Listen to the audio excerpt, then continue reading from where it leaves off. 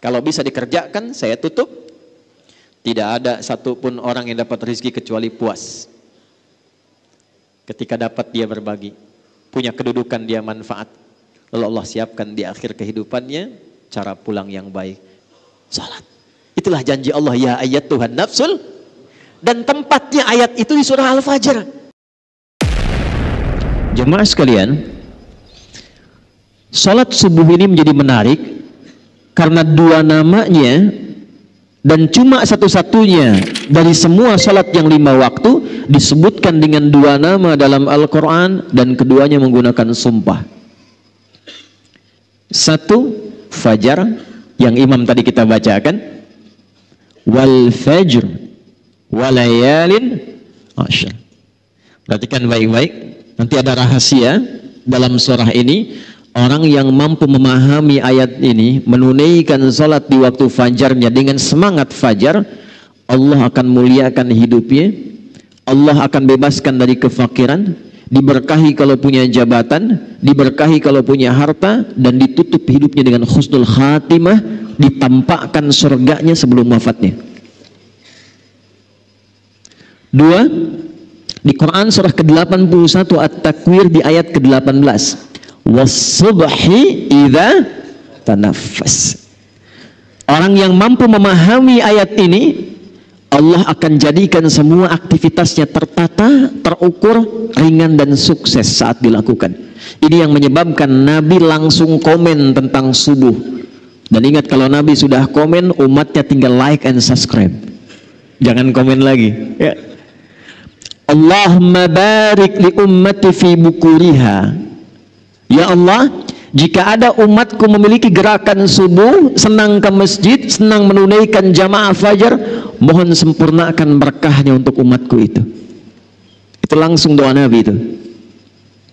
Baik, sehingga Nabi sebelum masuk waktu subuh, waktu fajar, diabadikan nanti dalam satu hadis yang diriwayatkan oleh sahabat junior, keluarga dekat beliau, ringkar A1 Ahlul Bait, Ibnu Abbas radhiyallahu taala anhuma. Didokumentasikan riwayat ini oleh Sunan Abu Daud dalam kitabnya Sunan Abu Daud nomor hadis 1367. Saking pentingnya subuh, Nabi persiapan dengan sempurna, merencanakan semua agenda saat bangun dari tidurnya. Nah, karena itulah kemudian ketika Allah berfirman dengan sumpah di Quran surah ke-81 At-Takwir ayat ke-18, was-subhi idza tanaffas, dan aku bersumpah demi waktu subuh yang aku bentangkan keberkahannya. Perhatikan cara menerjemahkannya langsung dengan tafsir, idza tanaffas, ketika tiba waktu subuh itu, maka siapkan agenda terbaikmu bersamaan dengan nafas pertama yang aku anugerahkan kepadamu saat bangun itu. Sehingga semua alam itu sudah menyiapkan agenda terbaik untuk berbuat kebaikan. Silahkan cek. Matahari saja itu ketika mulai bertugas membelah kegelapan malam, menunjukkan kebaikan pada manusia dengan perintah Allah, dimulai dengan subuh. Tumbuh-tumbuhan, kapan mereka memberikan manfaat dan menebarkan oksigen? Itu dimulai waktu subuh. Saya waktu di Belanda kemarin, berapa waktu lalu saya di Belanda, di Utrecht, kami ditempatkan di satu villa dengan alamnya yang sangat indah, udaranya bagus, bawahnya itu kanal-kanal indah. Di Belanda itu kanalnya disambungkan ke 13 provinsi, jadi kalau macet di darat, mereka itu pakai jalur kanal, sungai. Pak, saya tes keluar sebelum subuh ke balkon hanya untuk mengecek udara. Belum segar, Pak. Lalu saya tunggu, begitu tiba waktu subuh, waktu Utrecht di Belanda, begitu tiba waktu itu berubah udaranya dari yang tadinya agak pengap padahal tumbuhan banyak karena masih karbon dioksida. Begitu tiba subuh, tiba-tiba berubah semua, segar, nyaman, indah. Was-subhi idza tanaffas. Anda bisa bayangkan, mohon maaf, begitu subuh tiba matahari sudah beramal saleh. Begitu subuh tiba tumbuhan sudah beramal saleh. Begitu subuh tiba hewan sudah beramal saleh. Ayam sudah berkokok. Binatang sudah bertasbih. Mereka sudah punya giat, rencana kegiatan yang disiapkan, dan mereka tidak dihisab. Kita yang dihisab, kita yang beraktivitas, khususnya kita yang muslim yang sudah punya iman, setiap bangun dari tidur ditanya oleh Allah dengan sumpah, hei Adi Hidayat, dari bangun ini rencana apa yang sudah engkau siapkan untuk dieksekusi di hari ini? Jadi sebetulnya nggak boleh ada orang Islam tuh bangun tidur nggak punya rencana hidup. Jangan sampai ditanya begini, jam 7 nanti apa yang dikerjakan? Belum tahu saya. Nah itu belum subuhan.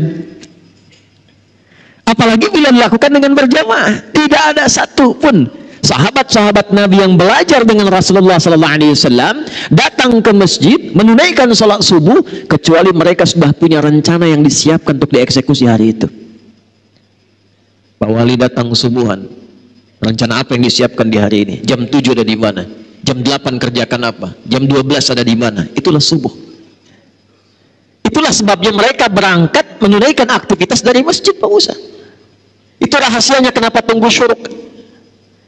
Dan itu rahasianya mengapa syuruk itu sampai dijamin oleh Nabi, itu pahalanya senilai dengan umrah dan haji. Tapi bukan sudah umrah dan haji ya, awas jangan dipotong nih videonya nih. Bukan sudah umrah dan haji, jangan sampai ditanya mau kemana, musabihin, ngapain, haji. Awas ya, awas nih, karena beberapa tempat nih sudah bergeser itu ya. Awas. Kenapa begitu besar pahalanya? Lihat kalimatnya di hadisnya. Man shallal ghadata fil jama'ati. Siapa yang mau bergerak menunaikan salat subuh berjamaah. Thumma yaqudu yadhkurullah. Lalu dia setelah subuh itu duduk berzikir kepada Allah. Nanti kita lihat rahasia zikir itu apa. Dia duduk berzikir kepada Allah. Thumma yusalli rak'ataini. Kemudian dia menunaikan salat 2 rakaat fi bidayatid duha. Saat tiba awal duha. Awal duha itu matahari naik melewati tempat terbitnya masyrik, lalu dia bergeser. Pergeserannya disebut isyraq. Sifatnya disebut syuruk. Karena itu syuruk itu adalah awal duha. Duha itu punya 3 waktu. Awal duha, pertengahan duha, akhir duha. Dan rakaatnya bisa berbeda. Awal duha itu kata Nabi cukup 2 rakaat. Jangan terlampau soleh. Boleh, lebih dari itu boleh. Boleh, tidak ada masalah. Tapi intinya di 2 ini. Fakana alaihi ka ajri hajjin wa umratin. Kalau ada orang sholat subuh, lalu setelah itu dia berzikir, duduk. Kemudian dia tiba waktu syuruk sholat 2 rakaat, itu baru bangun mau berangkat beraktivitas, dituliskan oleh malaikat, diperintahkan oleh Allah, tuliskan dia punya pahala senilai haji dan umrah. Lalu disebutkan oleh Nabi sempurna, sempurna, sempurna. Kalau ada kata sempurna, sempurna, artinya masih ada nanti umat yang bertanya, masa sih? Ditegaskan di akhir kalimat, Nabi sudah tahu itu. Mungkin ada yang bertanya, masa iya sih dapat haji dan umrah pahalanya? Maka Nabi sebelum ditanya, sebelum orang meragukan, kata Nabi sempurna, sempurna, sempurna. Jangan pernah ragu. Pertanyaannya, zikir apa yang disiapkan dari subuh ke syuruk itu? Itulah jawabannya yang didapatkan di Sunan Abu Daud nomor hadis 1367. Imam Abu Daud nama aslinya Sulaiman dari Sijistan, dikenal dengan Sulaiman As-Sijistani. Tapi cintanya kepada hadis begitu luar biasa. Sampai hafal banyak hadis, lisannya begitu lunak membacakan hadis, bukan hanya sanad, matan, tapi statusnya. Jadi kalau ditanya, ya Imam, ini hadis apa? Ini statusnya begini, ini sahih, ini dhaif, yang ini mungkar, yang ini matruk, ini maudhu, ini statusnya begini. Saking ringannya lisannya menyebutkan hadis, para ulama komen. Di antara yang komen itu Al-Imam Ibnul Qayyim Al-Jauziyah, jika ada Nabi Daud mudah melunakkan besi dengan tangannya, maka ini Abu Daud ringan melunakkan hadis dengan lisannya. Jadi bukan sekedar kunyah untuk keturunan Abu Daud ini, tapi juga memberikan kesan begitu cinta, senang kepada hadis, diberikan anugerah oleh Allah ringan dalam menilai dan menyebutkan hadis. Di antara sekian hadis yang beliau dokumentasikan dalam kitabnya Sunan, cepat nomor hadis 1367, diriwayatkan langsung oleh keponakan Nabi sallallahu alaihi wasallam, anaknya paman beliau. Nabi punya paman, salah satunya Abbas radhiyallahu taala anhu, beda usia dengan Rasulullah itu kurang lebih 3 tahun. Tempat tinggalnya dekat dengan Nabi, di samping Babu Salam. Perhatikan kalimatnya. Kana Nabiyyu sallallahu alaihi wasallam, adalah kebiasaan Nabi sallallahu alaihi wasallam jika bangun di malam hari sebagai persiapan subuhnya. Fajalasa, duduk dulu.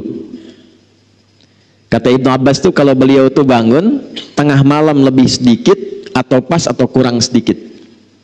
Saya konversikan ke waktu Indonesia, kurang lebih patokannya jam 2 lah. Lewat sedikit, mungkin 2/4, setengah 3, atau kurang sedikit setengah 2. Itu kebiasaan Nabi bangun. Jadi saking pentingnya subuh, disiapkannya oleh Rasulullah bangunnya sebelum subuh. Saking pentingnya subuh. Dan jadi kebiasaan, kata Ibnu Abbas. Apa yang dilakukan oleh Nabi? Maka saat bangun itu beliau duduk dulu. Ini sunnah. Jadi bukan bangun langsung baca doa, bukan. Ya, bangun tuh duduk dulu. Dalam duduk itulah dibiarkan dulu darah mengalir, tenang dulu. Yang kedua, famasaha biyadihi min athari naumi. Beliau kemudian menggunakan bagian tangannya yang bersih untuk menghilangkan bekas kantuknya. Hilangkan dulu ngantuknya. Ya, jadi bukan bangun tidur langsung baca doa, tidak. Doa itu bagusnya dibacakan dalam keadaan sadar dan khusyuk. Bangun jam 2, ngantuk masih ada. Alhamdulillah nih. Ayana, sadar jam 6. Sadar dulu. Karena doa itu ketika dipanjatkan dalam keadaan sadar, diiringi dengan hati yang khusyuk, seketika jawaban muncul. Minimal ada getaran hati, ada ketenangan, konfirmasi dalam jiwa kita. Maka apa yang terjadi? Baru kemudian setelah sadar, hilang ngantuknya. Ini yang pertama dilakukan. Kita kombinasikan dengan hadis Al-Bukhari dari 2 orang sahabat, Mu'adz bin Jabal dan Jundub bin Junadah radhiyallahu taala anhuma. Faqara'a, maka baru Nabi membaca doa. Perhatikan doanya. Alhamdulillahilladzi ahyana ba'dama amatana wa ilaihin. Pertanyaan saya, paham nggak maknanya apa doa itu? Ini sebetulnya komitmen awal kita menjalani hidup. Alhamdulillahilladzi ahyana. Ya Allah, terima kasih. Hamba memujimu dan bersyukur padamu yang telah memberi kesempatan hamba hidup di hari ini. Walaupun engkau bisa wafatkan hamba dalam tidur tadi, namun engkau perkenankan sesuai dengan ajal yang telah engkau tetapkan. Terima kasih ya Allah, diberikan kesempatan hidup lagi di hari ini. Alhamdulillahilladzi ahyana ba'dama amatana. Ini kuncinya. Wa ilaihin nusyur. Hamba berjanji ya Allah, hari ini akan mencari bekal terbaik dalam hidup supaya siap saat pulang. Jadi nusyur itu artinya menyebar untuk pulang. Kita saat mengatakan wa ilaihin nusyur, kita berkeyakinan selama ini beraktivitas, satu saat pasti pulang. Itu saat kembali kepada Allah. Pertanyaannya, apakah setiap yang pulang itu sudah menyiapkan bekal untuk pulangnya? Karena sifat pulang itu, Pak, Bu, itu punya sifat senang. Ya, Bapak Ibu di Jakarta menjelang Lebaran, mau akhir Ramadan, pulang kampung senang tidak? Pulang ketemu keluarga senang tidak?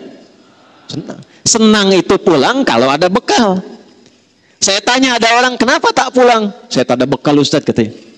Tapi kalau dia sudah punya bekal, walaupun cuma pakai motornya bebek, itu bekalnya jadi singa tuh.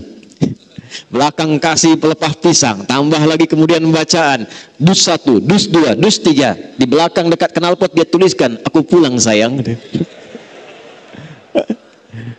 Dan di rumah dia kabari, ini miniatur kehidupan. Di rumah dia kabari, aku pulang nih, abang pulang katanya. Dan yang di rumah itu bisa menyiapkan bekal yang tadi telah disiapkan untuk datang, diganti dengan semua persiapan yang indah. Rumah dicat, kue-kue disiapkan, yang tidak ada jadi ada, dan cuma ada di Indonesia.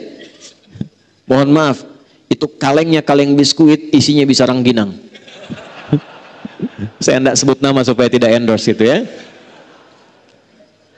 Nah itu miniasi dunia, makanya disebut Id. Id itu pulang. Innallaha la yukhliful mi'ad. Mi'ad itu waktu pulang. Tempat pulang disebut ma'ad.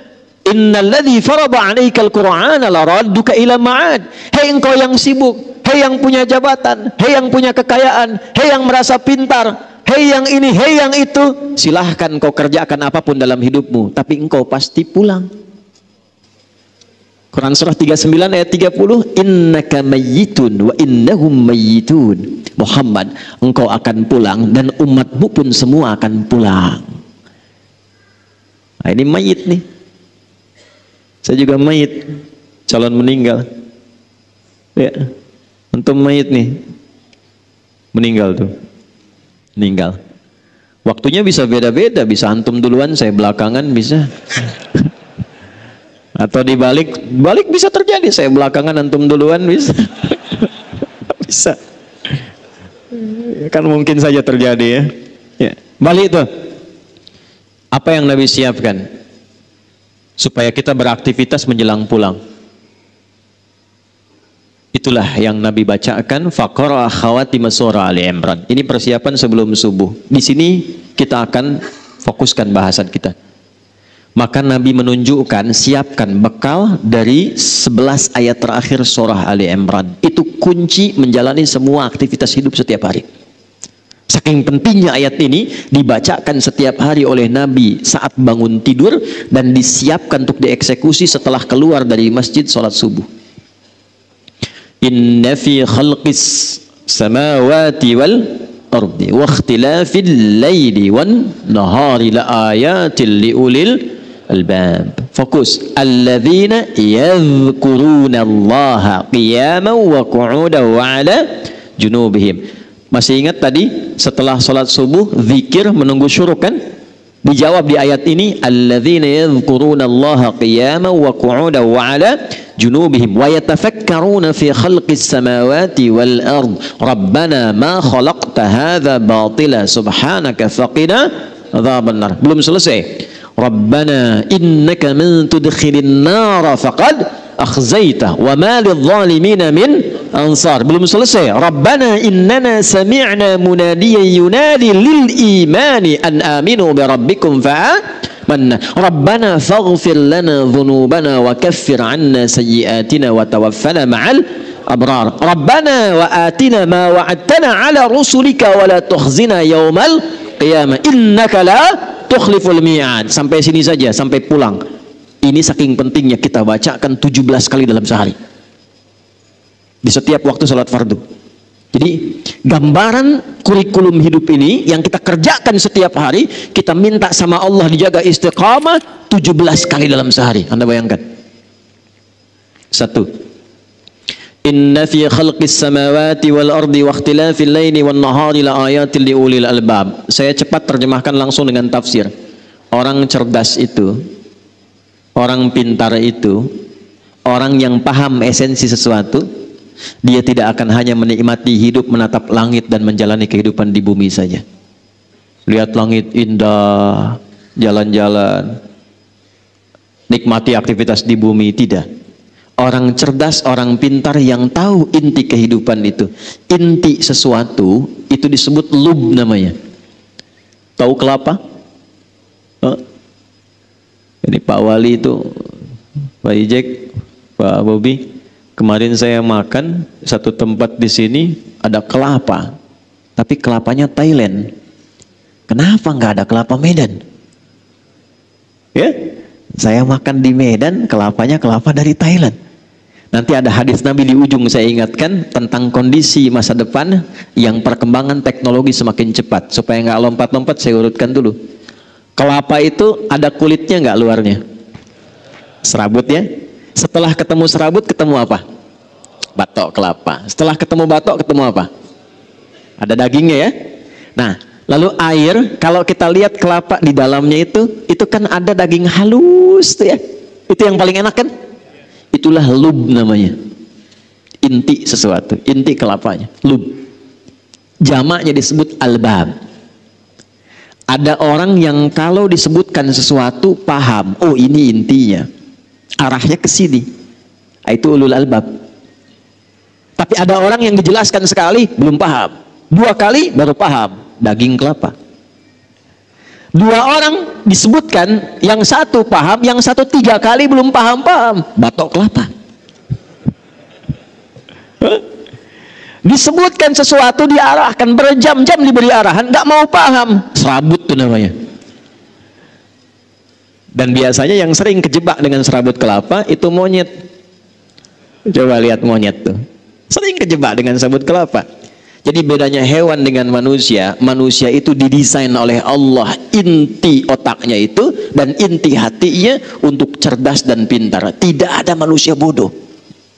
Cuma di lagu ada band yang bandnya sudah nggak ada. Nggak ada manusia bodoh. Semua manusia diciptakan Allah pintar. Nah, tingkat tertinggi yang pintar itu disebut oleh Al-Quran dengan ulul albab. Siapa ulul albab ini? Tingkat tertingginya yang paham tugas dia dalam menunaikan kehidupan di bumi untuk pulang ke akhirat. Jadi kalau cuma mengumpulkan harta, berangkat gelap, pulang gelap, harta banyak, akhir pekan liburan, tunjukkan, bikin status, maaf, itu belum ulul albab, itu baru batok kelapa. Karena jahiliyah pun banyak begitu. Kalau cuma berebut untuk dapat kedudukan, berebut sampai naik tingkat tertinggi, bangga dengan itu, pasang baligo besar-besar hanya untuk mendapat kedudukan, bukan untuk menggunakannya pada yang baik, itu baru batok kelapa. Karena jahiliyah itu banyak mengerjakan demikian. Ketika Al-Quran turun dan ingin merubah orang-orang Islam jadi orang pintar, orang bermanfaat, orang berbahagia, orang sukses, maka turun ayat. Orang pintar itu orang yang paham esensi kehidupan, untuk apa dia ada di dunia dan bagaimana dia cara pulang meninggalkan dunia. Maka apa yang dia lakukan? Alladzina yadhkurunallah. Maka dia berkonsultasi, tersambung kepada pencipta langit dan bumi. Ya Allah, kenapa saya diciptakan? Apa tugas saya? Untuk apa saya menjalani kehidupan di bumi ini? Qiyaman wa qu'udan wa ala junubihim. Ya Allah, berikan pedoman pada saya saat saya berdiri, jalan, lari, apa yang harus saya kerjakan. Saat saya duduk, bagaimana saya harus lakukan. Saat saya tiduran pun bagaimana tidur yang baik. Karena itu Anda tidak akan pernah temukan pedoman yang lengkap dari berdiri sampai tidur, bahkan caranya dan doanya, kecuali dalam Islam. Coba saya tanya ya, bangun tidur ada doanya nggak? Ada caranya? Mau tidur ada doanya nggak? Ada caranya? Ada. Pertanyaan saya, cara bangun tidur dengan cara akan tidur sama tidak? Doa bangun tidur dengan doa mau tidur sama tidak? Doa itu bukan sekedar menjadikan aktivitas jadi ibadah, tapi isinya petunjuk bagaimana menjalani aktivitas itu. Nah, sebelum kita mengeksekusi itu, wa yatafakkaruna fi khalqis samawati wal ardh. Siapkan tafakkur. Apa itu tafakkur? Tafakkur itu merencanakan dengan pikiran kita, menyiapkan agenda yang terstruktur, dibimbing oleh akal kita. Mau dikerjakan apa, berdiri, duduk, dan tiduran di hari itu. Susun agenda. Mau bangun jam berapa? Pagi ada di mana? Siang mengerjakan apa?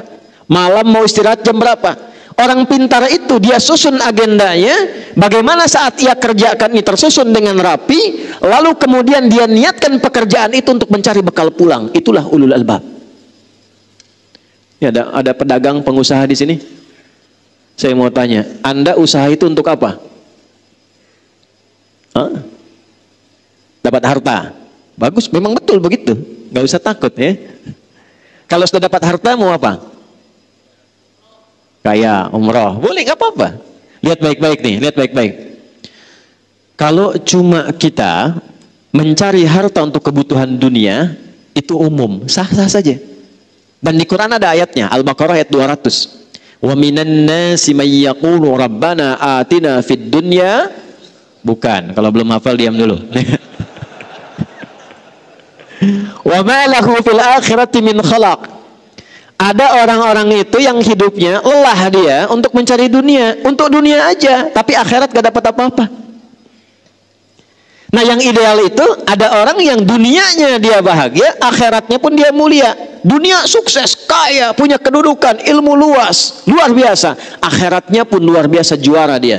Itulah ayat 201 yang sering kita hadirkan dalam doa. Wa minhum may yaqulu rabbana atina fid dunya wa fil akhirati hasanah wa qina. Sukses dia, bahagia dia. Nah, bagaimana cara mengonversi itu? Pertama, lihat pesannya. Langsung diterapkan oleh Nabi lewat bahasa Quran tadi. Was-subhi idza tanaffas. Kalau sudah menjelang subuh, malam-malam tuh siapkan dulu. Apa rencana besok? Karena itu Nabi itu sebelum tidur, itu yang dilakukan evaluasi dulu. Tadi kerjakan apa seharian ini? Oh iya, saya ke masjid misalnya, jamaah. 5 kali jamaah enggak? Ke masjid enggak? Baca Quran enggak? Besok saya siapkan. Kalau tadi 3 kali saya ke masjid, besok 5 kali saya ke masjid. Siapkan. Masjid pertama Al-Musabbihin, masjid kedua A, masjid ketiga B, masjid ketiga, terus sampai dengan Isya. Jamaahnya di mana? Pekerjaannya apa? Ukur semua. Siapkan. Begitu sudah siap, begitu sudah baik, itulah yang disebut dengan tafakkur. Wa yatafakkaruna fi khalqis samawati wal ardh. Rabbana ma khalaqta hadza batila. Kalau semua orang begitu, nggak sia-sia pekerjaannya. Ya, maaf, silahkan, kata Allah silahkan. Anda tugasnya di udara, yang pilot, ada pramugari, ada macam-macam, nggak dilarang jadi pilot, silahkan. Jadi astronot silahkan. Yang penting itu jadi pilot yang terukur. Jadi astronot yang punya rencana yang baik. Siapkan dari sekarang. Anda tugas di lautan, silahkan. Ada nelayan misalnya, ada bakamla jaga, silahkan. Tapi siapkan apa yang harus Anda lakukan saat akan berangkat ke lautan, itu punya rencana yang jelas. Di daratan juga demikian. Setelah itu, ini yang hebat. Ini yang hebat. Iringi semua kegiatan itu dengan persiapan sampai akhirat. Satu, kata Allah, jangan sampai engkau berbuat maksiat dan kerusakan dalam pekerjaanmu, karena neraka itu lebih keras ancamannya dibandingkan dengan keadaan dunia. Rabbana innaka man tudkhilin nara faqad akhzaita. Susun rencana yang baik, niatkan ikhlas untuk kemanfaatan. Jangan sampai terancam dengan neraka. Apa diantaranya? Maaf, 2 sumbernya. Neraka itu cuma 2 sumbernya. 1 fahsya, 2 mungkar. Fahsya, keburukan yang diingkari oleh hati, sumbernya syahwat farj. Zina, selingkuh, LGBT, pornografi, porno aksi, kata-kata jorok, kotor, itu fahsya. Mungkar, keburukan yang diingkari oleh hati, sumbernya nafsu perut dan akal. Maaf, korupsi, saling berselisih, bikin hoax, saling mencela, saling menjatuhkan, merampok, membunuh, itu mungkar. Saya mau tanya pada Bapak Ibu sekalian, amalan apa yang oleh Allah disiapkan untuk membuat seseorang terjauh dari fahsya dan mungkar? Cuma sholat.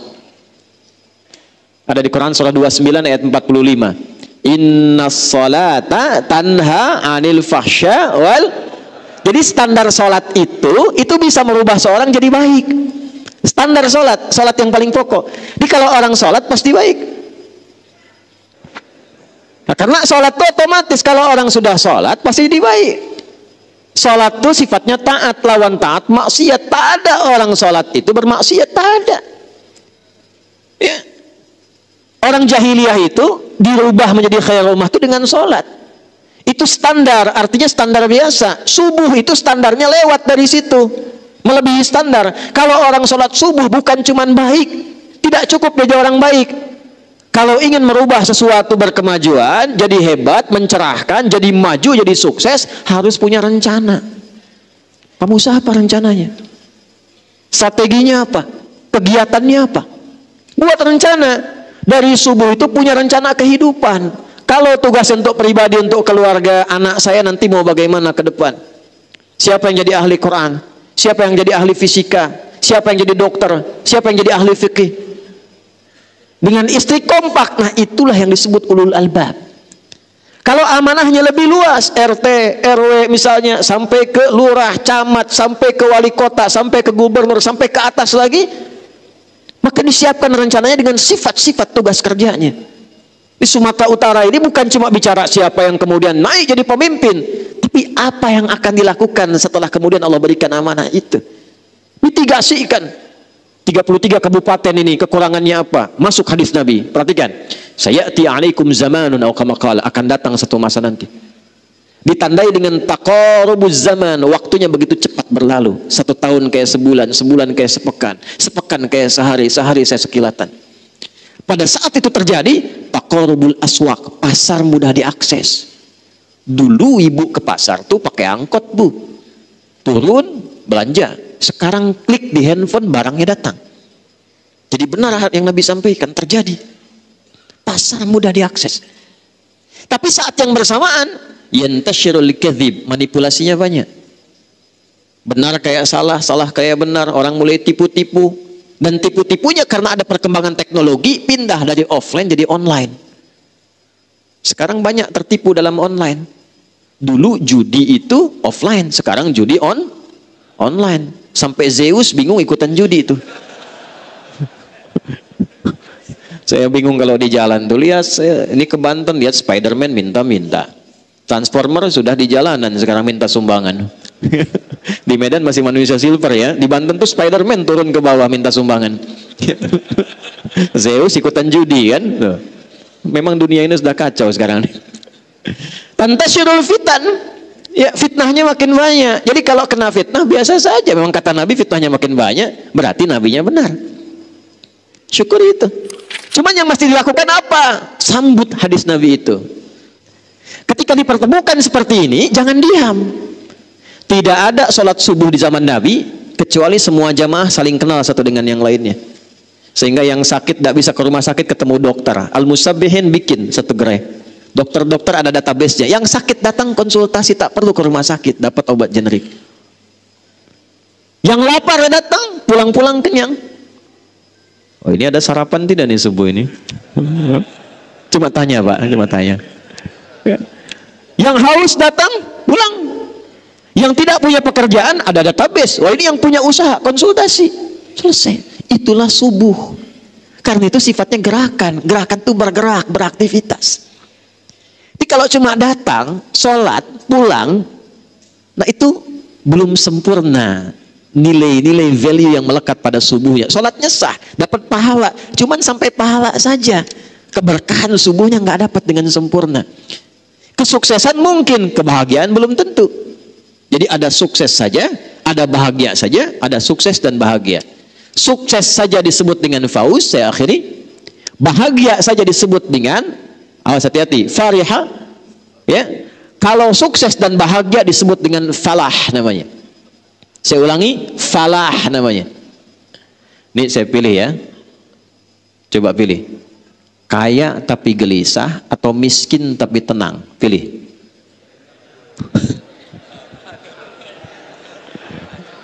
Kaya tapi ya sudahlah, terlihat mukanya begitu ya. Nah, kaya dan tenang itu namanya falah. Falah. Orangnya disebut muflih. Jamaknya disebut muflihun. Allah bersumpah langsung di Quran surah 23 ayat 1 dan 2. Qad aflahal mu'minun. Orang beriman itu pasti sukses dan bahagia. Apa amalan yang mengantarkan pada sukses dan bahagia itu? Ayat 2. Alladzina hum fi salatihim khashi'un. Kalau salatnya khusyuk, maka supaya khusyuk dipanggillah dia dengan kata falah dalam salat. Saat azan itu berkumandang, Anda tanya, kenapa saya mesti salat? Dijawab langsung oleh suara muadzin, hayya 'alas shalah. Kenapa saya mesti salat ya Allah? Jawab, hayya 'alal falah, supaya engkau sukses dan bahagia.